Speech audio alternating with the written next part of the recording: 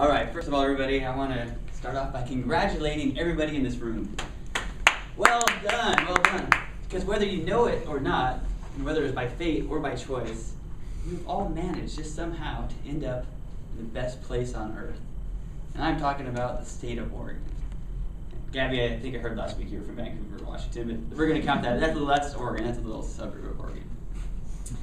So, this isn't something I've just come up with. It's not my opinion. You might say I'm full of beans for coming up with that, but the truth is, this is based on scientific fact, based on my 32 years of observation of this state and of its fine people. So, my hypothesis is, by the end of this little talk, that you will all agree with me that Oregon is, in fact, the best place on earth. So how we're going to do this, we're going to start west and kind of work our way east and do little key points on each little location. So we'll start off going as far west as we possibly can, and that takes us to the Oregon coast. And we don't call it the Oregon beach because that's not unique enough. It's the Oregon coast. And this is just a beautiful, beautiful place to be. We have this crystal cold water with rocks, and then the sand, and then huge cliffs full of cedar and Douglas fir. In the morning, the fog rolls in, and the salmon boats head out to catch some of the freshest salmon this world has to offer. There are seagulls in the air, and crabs are walking around everywhere just saying, "Catch me, I'm tasty. I'm delicious and fresh." So we got beauty, and we got all this wildlife. It's just a great hodgepodge of creatures. And in the summertime, we get this an even more unique type of creature that shows up on the beach. We call these animals Oregonians. That's right, I'm talking about everyone here. We're all Oregonians, and we love going to the beach, right? I believe so. I'll take that as a yes. Because when we go there, we have all sorts of fun things to do. We can fly kites, we can try to go surfing, we can just run around, we can play volleyball and whatnot. And if you're lucky enough to stay the evening over a campfire on the beach, you get to witness one of the best sunsets that God created right over the Pacific Ocean in Oregon. So that's the beach in a nutshell. So that's one win for Oregon, check. We got that going for us. From there, we're going to head east a little bit more. We're going to go over the coastal hills and end up in the Willamette Valley. And that's where we're at right now. Like, it's always sunny here. It's beautiful. Everyone loves Willamette Valley. And tell me this, is it possible to have soil that is more fertile than the Willamette Valley? I don't think you could even make that fertile of soil in the lab or anything. It's like you could take a handful of grapes, throw it down, look this way, look that way. Next thing you know, you have some of the best Pinot grape wine grapes in the world. It goes great with any Italian dinner or whatnot. So we can grow anything in this soil. Who here likes those big monster strawberries that are tasteless from California? Nobody? But the ones that come from Oregon's Willamette Valley, they're so sweet. When you eat them, it creates a little party in your mouth. Everybody loves those ones. And another berry is the marionberry. We all like marionberry pie. Not only does it grow in the Willamette Valley, it is actually invented in the Willamette Valley. Oregon State University. It's a cross between a boysenberry and a raspberry, I believe. And Oregon State University is in the Willamette Valley as well. So we get produce and grape mines, everything coming out of the Willamette Valley. This is actually basically where the Oregon Trail ended.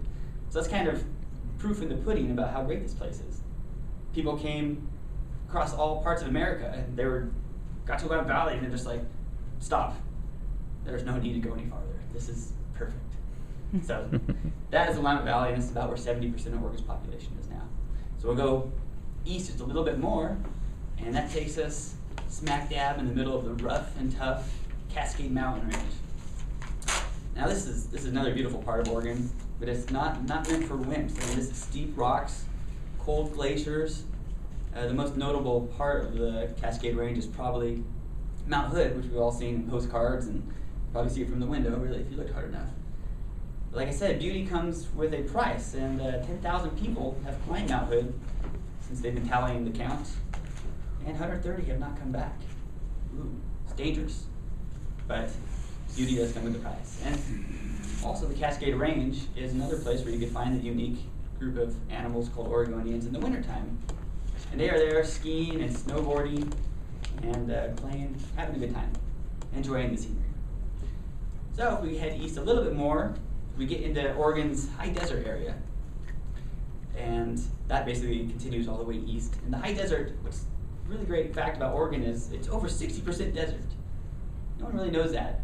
So next time somebody goes to you and says, Oregon, I hear it rains a lot there. I want you to say, no, it's actually over 60% desert. You should get your facts straight. I'll put them in place. But the high desert's a great place. Yeah, it doesn't rain much. It's basically a sportsman's dream. You got hunting, kayaking. If you're into rocks, you can go rock hounding and find thunder eggs. Or just soak in the scenery there. Lots of mint farms and wheat farms and cattle ranches. And it's a good place to go as well. And if you get too much farther east, you end up in Idaho. And what are you going to do there? Grow potatoes? There's nothing to do in Idaho. That's a fact, right? And that's what's great about Oregon. It's like we're this little center of fun surrounded by a bunch of boring. Like to the west, excluding Vancouver, we got Washington.